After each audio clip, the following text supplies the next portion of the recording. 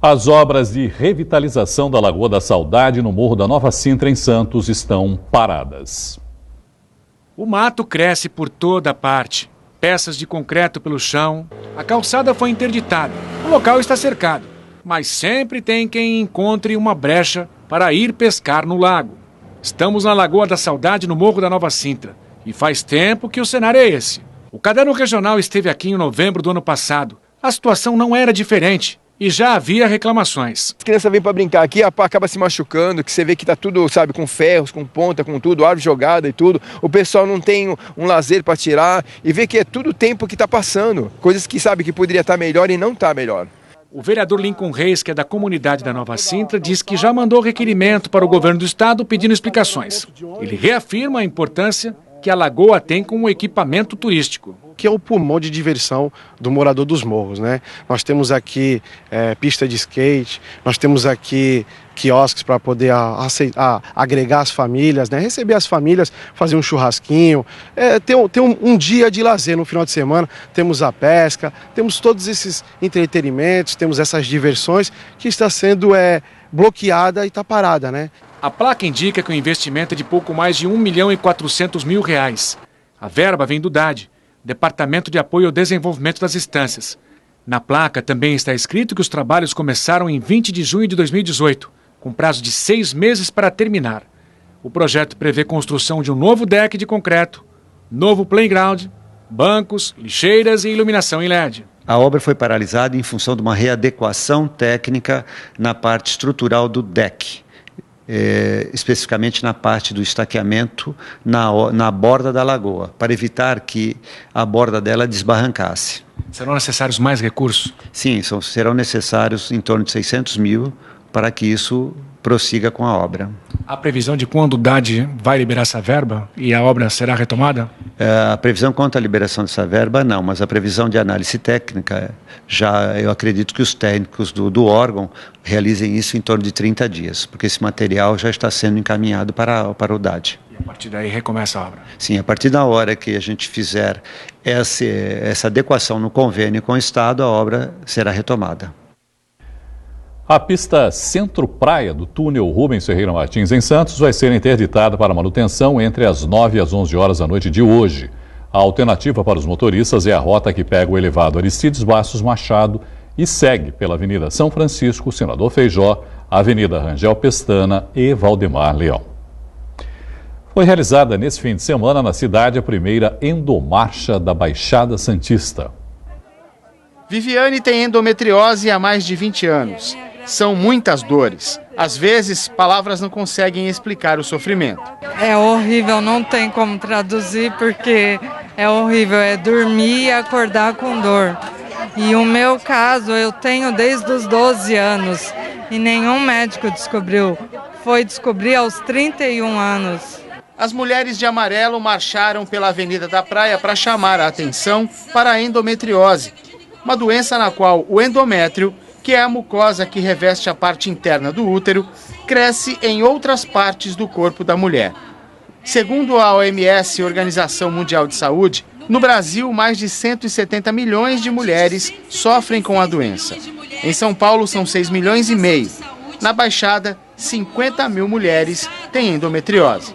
Muitos acham que é frescura, né? Porque associa a cólica menstrual à menstruação. Aí fala, é normal. Não é normal. Então a mulher ela demora para descobrir, então ela vai ficando com vergonha de falar que tem a doença, até no trabalho, ela perde dias de trabalho, na família, na vida sexual dela, atrapalha bastante. Então a endometriose ela é uma doença séria, que ela precisa ter um cuidado especial, tá? Uma atenção especial, porque o que acontece hoje a gente vê muitas mulheres até tentando suicídio. A endomarcha acontece em mais de 70 países e em 20 cidades no Brasil. Foi a primeira vez que a mobilização aconteceu em Santos. A luta é para que sejam feitas políticas públicas que cuidem de quem sofre com a doença. Hoje nós não temos o tratamento da endometriose pelo SUS. E a gente fala na região da Baixada Santista e Vale do Ribeira.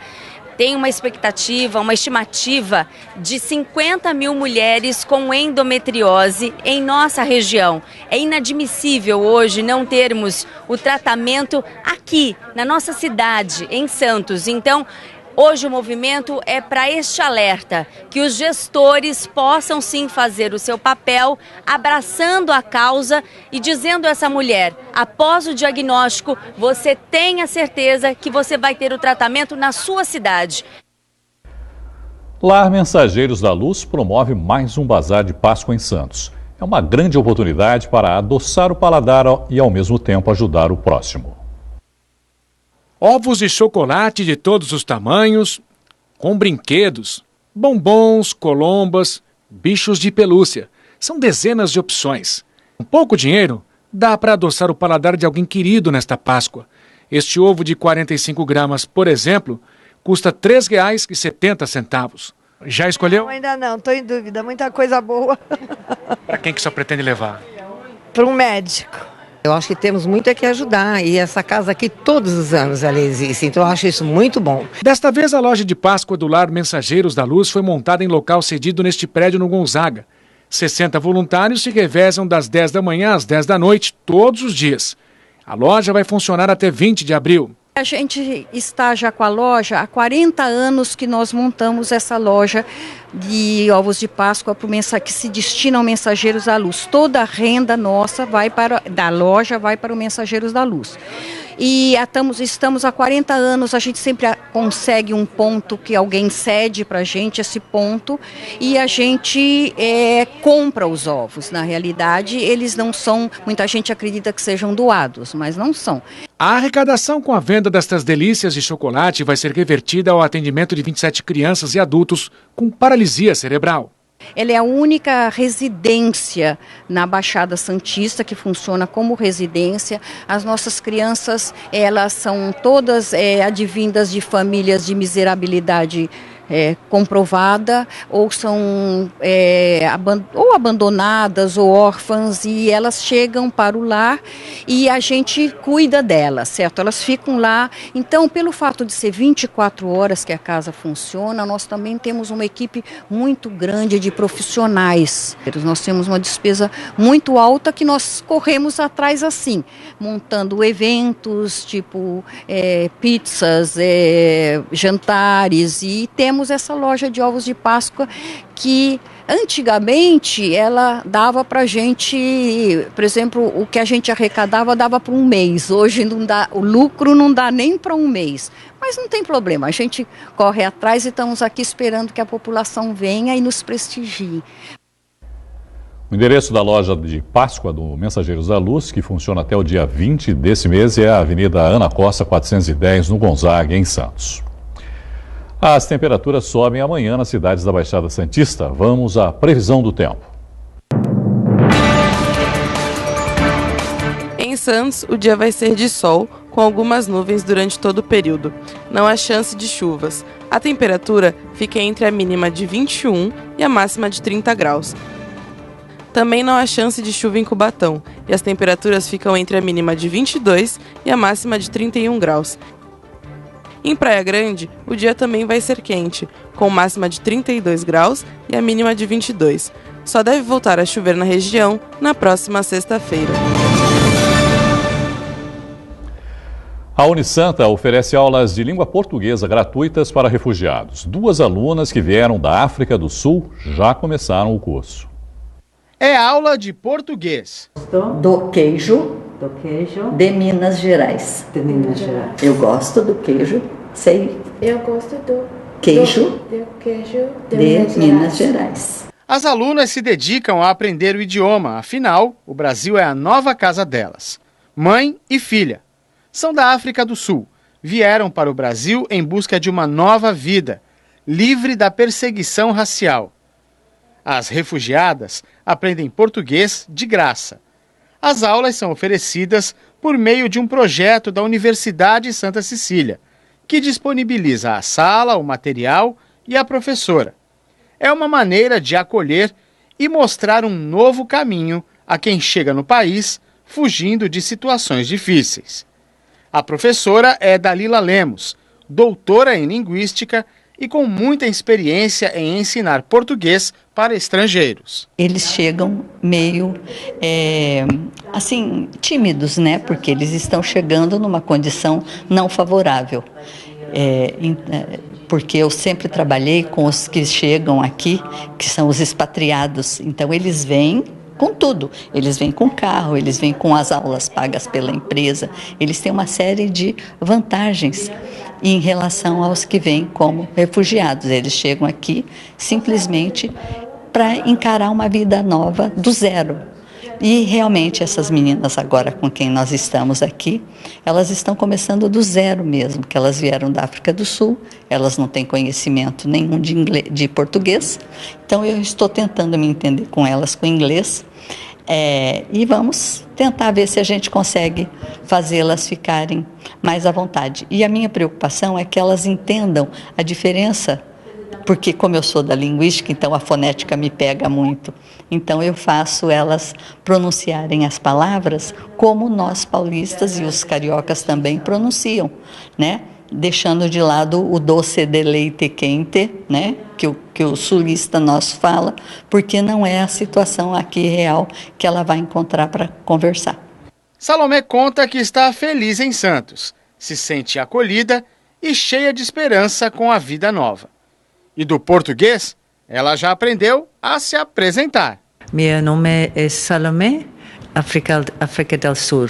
Eu gosto muito de Santos. Olha, apesar de ser a primeira aula delas, a Cassandra já sabe falar umas palavras bem bacanas. Eu vou perguntar em inglês e ela vai responder em português. Which words you can say in Portuguese? Queijo, porco, leche, everything to do with food. Everything about food, tudo sobre comida elas vão falar. So hungry, no more. Café, bolo, chocolate, preto, branco, amigos, viver, casa. Bastante coisa, né?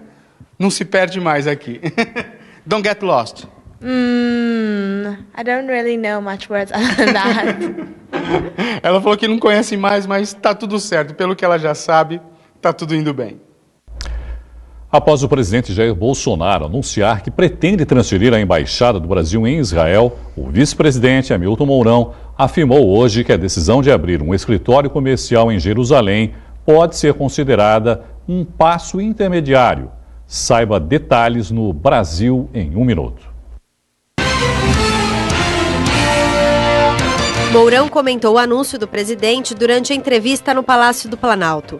Segundo ele, a decisão não teria nada a ver com a diplomacia e, por isso, a transferência poderia ser considerada, abre aspas, um passo intermediário naquela ideia inicial do presidente de mudar a embaixada, fecha aspas.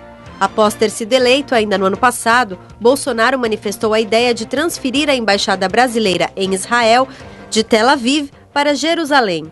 A medida agradaria israelenses que consideram a cidade capital eterna e indivisível de seu país. Palestinos, no entanto, reivindicam Jerusalém Oriental como capital do Estado que pretendem constituir.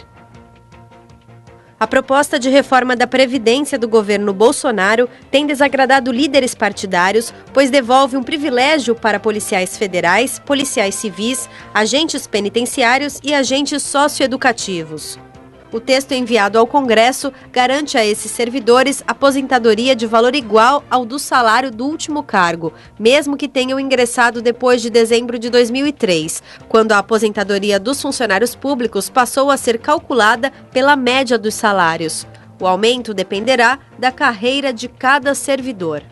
O Ministério Público Federal pediu hoje que o ex-presidente Michel Temer, o ex-ministro Moreira Franco e mais 6 acusados na Operação Descontaminação sejam presos novamente. Caso a Justiça não concorde com a nova prisão, o Ministério Público Federal pede que o ex-presidente seja colocado em prisão domiciliar com monitoramento por tornozeleira eletrônica.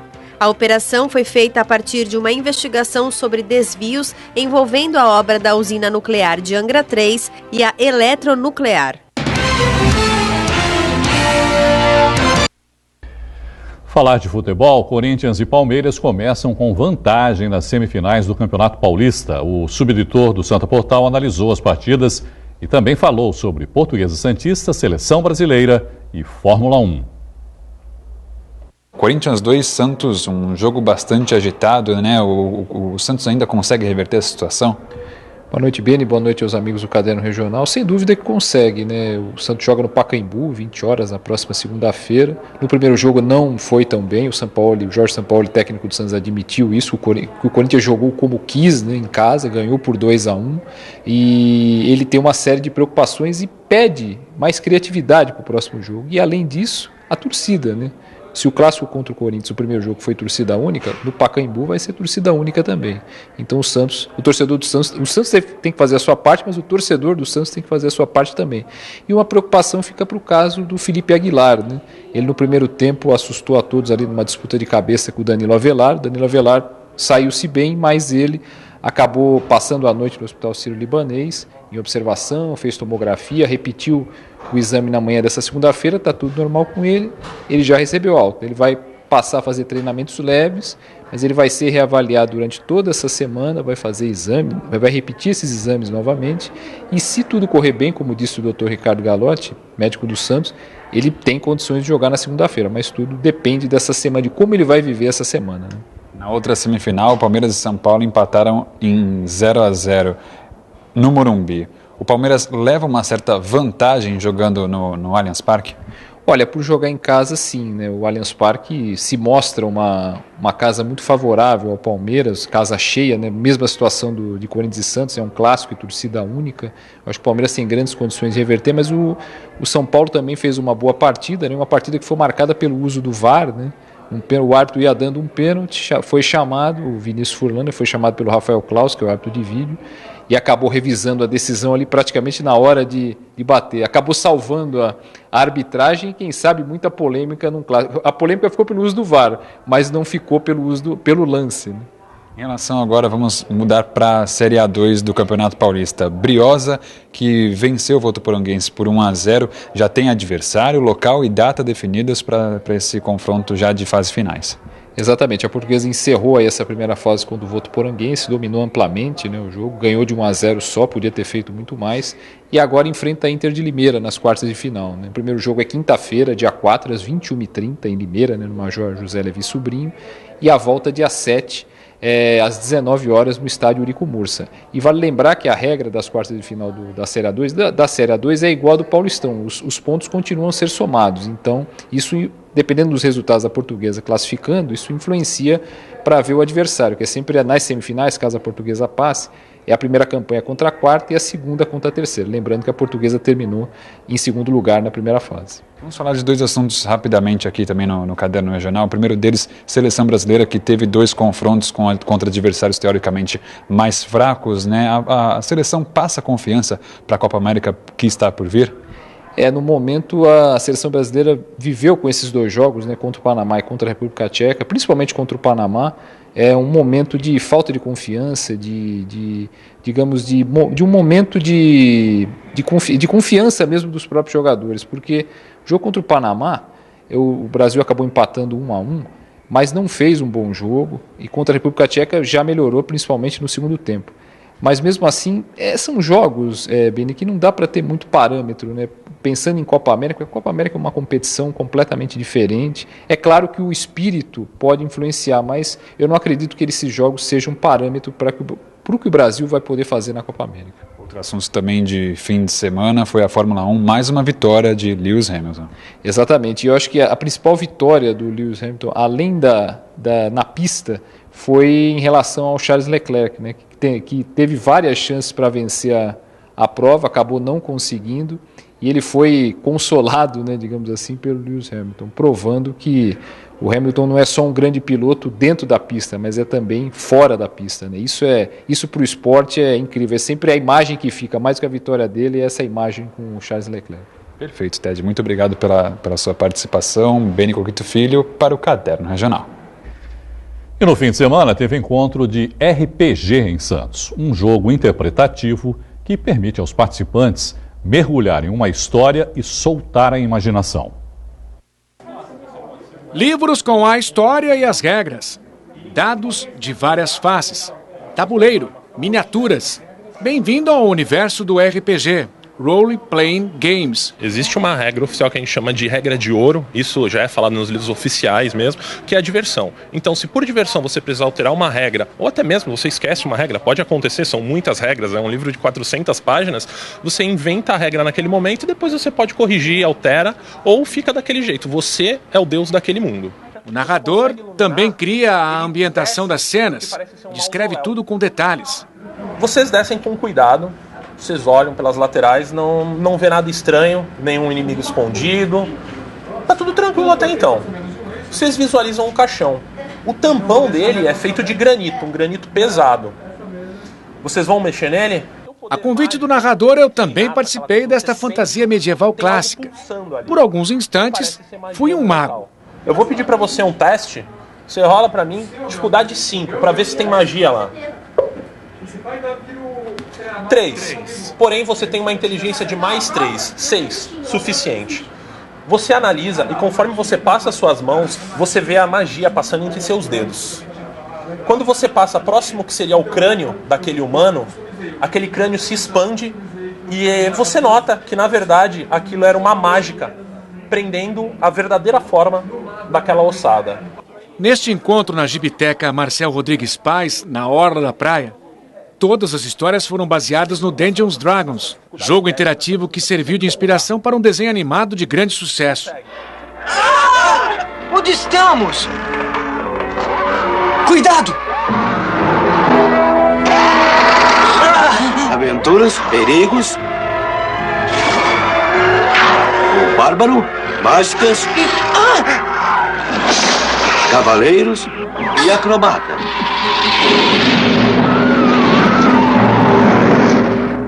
Neste espaço, os integrantes do projeto Contos Lúdicos se reúnem uma vez por mês para soltar a imaginação. Pedro é o mais novo, tem 12 anos. Fã de jogos eletrônicos, há 2 meses ele descobriu uma nova paixão. Bem melhor do que um jogo eletrônico? É, bem melhor. Eu me divirto mais porque eu consigo interagir com as outras pessoas. Eu não fico sozinha. É legal porque eu também posso jogar e aprender com várias outras coisas e outras pessoas. Eu tenho muitos amigos também que eu conheci jogando de longa data. São pessoas que assim, eu não imaginei que tivesse algo em comum e o jogo acabou trazendo uma amizade que dura aí mais de 10 anos já. O RPG foi criado nos Estados Unidos em 1974, bem antes dos jogos eletrônicos. Para alguns, é considerado uma espécie de resistência a essa tecnologia. Mas também podemos dizer que essa mesma tecnologia se tornou uma importante aliada desse jogo interativo.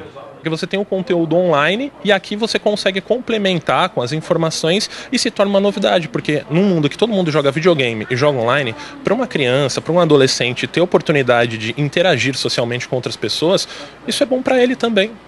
Ele vai se desenvolver, ele pode melhorar o seu raciocínio, melhorar a sua habilidade social para falar com as pessoas, porque aqui ele vai precisar olhar no olho dos outros e falar o que ele pensa, argumentar talvez, se ele tiver um bom ponto, e durante o jogo ele vai melhorando e também se torna algo bom para ele, seja na vida escolar, na vida familiar ou, dependendo, lá na frente, até na sua vida no trabalho, no laboral mesmo. O RPG para mim representa viver uma nova vida. É como se eu pudesse estar em momentos onde eu ainda nem era nascida, como se eu visse impérios cair. É como se eu pudesse voltar no tempo.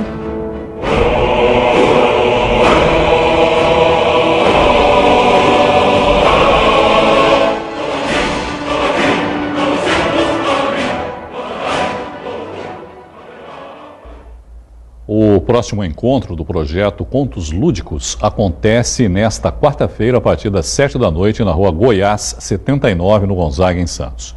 Mais informações no site contoslúdicos.com.br. Vou repetir para você, contoslúdicos.com.br. A edição de hoje do Caderno Regional fica por aqui. Uma boa noite para você e até amanhã. Tchau.